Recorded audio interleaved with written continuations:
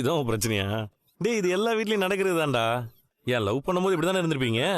இல்லண்ணே, லவ் பண்ணும்போது என்கிட்ட ஒப்பீனியன் கேட்பா, ஆனா அவன் நினைக்கிறதான் செய்ய சொல்லுவா. ஆனா இப்ப என்கிட்ட ஒப்பீனியன் கூட கேக்குறது இல்லண்ணே. தினமும் சண்டை சண்டை சண்டை வாழ்க்கைய வெறுத்துருச்சு.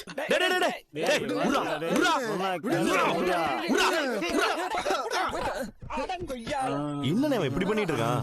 முன்னாடி பழக்கமே இல்லப்பா, இப்பதான் குடிக்க ஆரம்பிச்சுட்டான். புதுசா குடிக்க ஆரம்பிச்சாலே இப்படிதான். என்ன குடிக்கும் போது கண்ணு மணி தெரியாது. டேய் முருகா, புதுசா வாழ்க்கை ஆரம்பிச்சிருக்கு, ஹனிமூன்லாம் போறேன்னா என்னடா தண்ணி அடிச்சு வாழ்க்கை வெறுத்த மாதிரி பேசுற? அந்த ஹனிமூன் தானே பிரச்சனை. ஏன் என்னாச்சு? போன இடத்துல பிரச்சனையா இல்ல போகும்போதே பிரச்சனையா?